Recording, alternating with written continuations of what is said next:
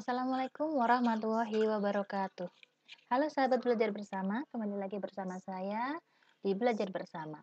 Pada kesempatan kali ini saya akan memberikan sedikit materi tentang bilangan bulat. Ya, sebelumnya kita perkenalan dulu dengan bilangan bulat. Apa itu bilangan bulat? Ya, bilangan bulat itu terdiri dari bilangan bulat negatif dan bilangan cacah. Eh, Kalau dari pengertian ini mungkin kalian masih, masih belum tergambar seperti apa sih bilangan bulat itu. Kita lihat di slide berikutnya, oke. Jadi gini ya, bilangan bulat itu dapat kita simbolkan dengan huruf B besar, huruf B besar, kemudian ada sama dengan, nah ini adalah himpunan bilangan bulat.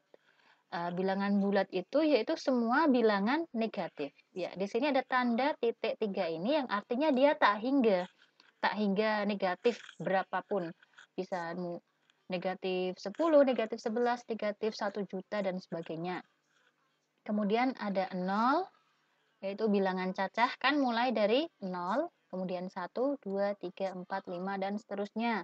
Di sini juga tanda tak hingga. Di sini berarti bisa 1 juta. Itu juga termasuk bilangan bulat.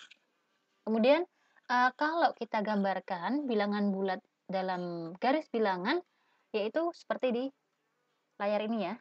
Ada garis, kemudian sebelah kiri ada tanda anak panah dan sebelah kanan juga ada tanda anak panah. Di sini angka-angka tadi tersebut kita masukkan ke dalam skala di sini ada negatif 4, negatif 3, negatif 2, negatif 1, 0, 1, 2, 3, 4, dan seterusnya. Jadi ini ya, jadi yang dimaksud bilangan bulat itu adalah semua bilangan yang terdiri dari bilangan bulat negatif dan bilangan cacah. Bilangan bulat negatif ini ya, ini ke sana semuanya bilangan bulat negatif dan bilangan cacah itu mulai dari 0, 1, 2, 3, 4 dan seterusnya. Bilangan bulat negatif itu merupakan kelompok bilangan yang terletak di sebelah kiri 0. Jadi tadi yang di sebelah kiri 0 ini adalah bilangan bulat negatif. Ya, bilangan bulat negatif ke sana, ke kirinya semua, terus ini namanya bilangan bulat negatif. Kemudian pada garis bilangan mendatar, jika bilangan A terletak di sebelah kiri B, maka A bernilai lebih kecil dari B. Sehingga ditulis A, tanda anak panahnya seperti ini ya, kurang dari B. Atau kalau tandanya kita balik, berarti juga hurufnya bilangannya juga dibalik.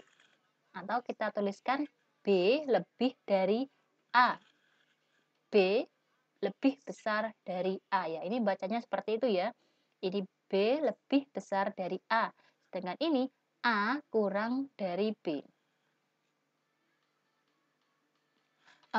Untuk A kurang dari B, maka perubahan dari A ke B disebut naik. Perubahan dari B ke A disebut turun. Contohnya ya, contoh oke. Ini ya, yang ini. Pada garis bilangan mendatar tadi, A terletak di sebelah kiri B, maka A lebih kecil dari B. Contoh, A di sebelah kiri B. Misal kita buat A itu negatif 4 dan B itu 0. A yaitu negatif 4 di sebelah kiri B, di sebelah kiri 0. Sehingga memang A kurang dari B. Jika kita ingin menggambarkan dengan lambang lain, bisa menjadi 0 lebih besar dari negatif 4. Nah, tadi ya. Jadi pasti semua bilangan yang terletak di sebelah kirinya bilangan B, maka A lebih kecil dari bilangan B. Misal, sekarang kalau A-nya itu negatif 2, B-nya 1. Pasti A itu kurang dari B, negatif 2 kurang dari 1. Kalian jangan terkecoh ya dengan angka 1 dan 2.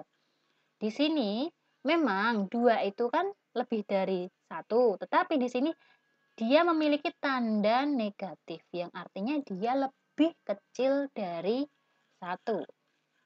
Oke, paham? Sekarang yang ketiga. Untuk A kurang dari B, maka perubahan dari A ke B disebut naik. Contoh, misal A yaitu 2, B yaitu 3. Berarti A kurang dari B. Nah, kalau dari 2 ke 3, itu kan terjadi kenaikan. Dari 2 menjadi 3. Oke, ini kan tandanya positif semua. Sedangkan sekarang, kalau A negatif 3, B 1. Perubahan dari negatif 3 ke B juga disebut naik. Jadi kalau perubahan itu dari arah kiri ke kanan pasti naik. Kalau perubahan dari B ke A, dari 1 ke negatif 3 disebut turun. Jadi semua perubahan dari kanan ke kiri itu turun. Oke, sudah paham belum? Ya, jadi kalau ada perubahan dari sini ke sana, ini namanya naik. Kalau dari kanan ke kiri, namanya turun. Oke? Ya, sekian pembahasan untuk pengertian bilangan bulat. Semoga bermanfaat. Wassalamualaikum warahmatullahi wabarakatuh.